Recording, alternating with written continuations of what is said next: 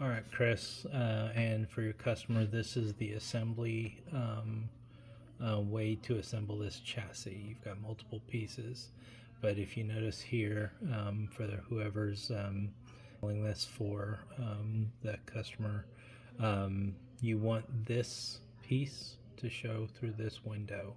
It is keyed down here so that it will always land in the right spot. Don't overly twist it too hard, just gently put it in.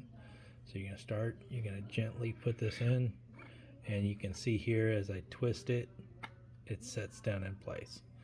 Once it sits down in place, we're going to actually take this piece right here. If you notice there's a set screw in it, you're going to take this.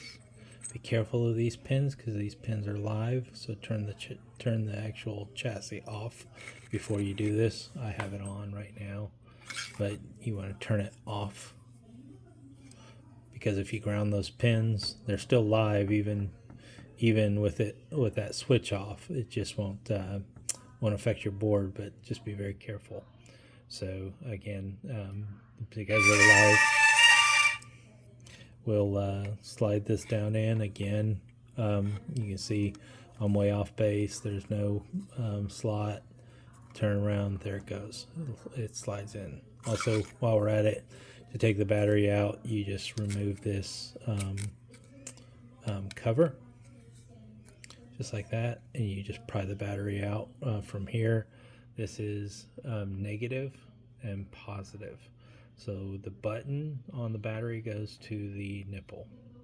Okay, if you put it in backwards, it will damage things. So be very careful. And then this just slides in just like that. So again, let's put this in. You see it's backwards because there's no plate here. We just slowly rotate it, and it just drops in. Okay, once it's dropped in, we take this piece and we slide it on, and we just get a few threads in here until it's solid. And then just so everything's on one side and easy accessible, we just take that and we lock this down with a set screw, 2mm set screw, just lightly, because the key down here on the bottom of the chassis is holding it in place from rotating. This doesn't have to be screwed all the way in, so just leave yourself some room like that. It does have to be screwed in enough to where it's lightly tight, not heavily tight, just slightly tight so that it adheres and that the chassis doesn't move like that. Okay, doesn't move up and down, doesn't move right to left. Okay, from there, what we're going to do is we're going to install the control box. So this is the control box, and this control box has 2 screws in it. Okay, the 2 screws you're going to see, one's a shorter screw, it's going to go on the top. It has different threads than the screw on the bottom, so just be careful, make sure you have the right screw on which one. You have these contact plates. This contact plate is going to align perfectly on the actual screws. So the first screw is this head button screw, and you can see it's a little bit shorter than the other one, and I'll show you here. You see the screws are pretty coarse, so it's got large threads.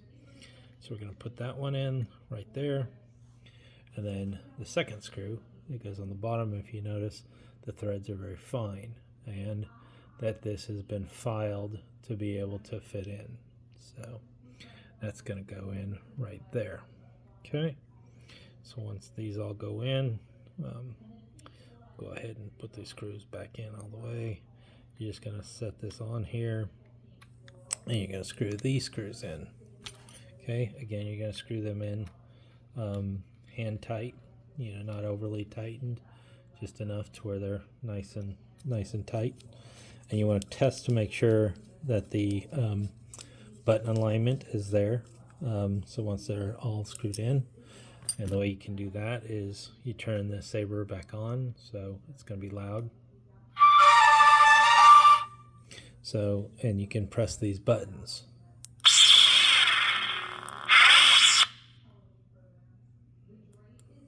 Okay. And something's not aligned on that one. So let's see.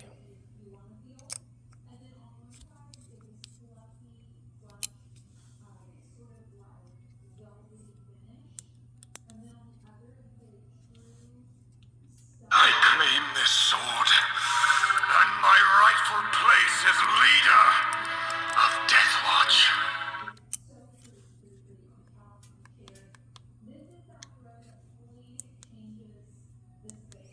Don't know what's going on here.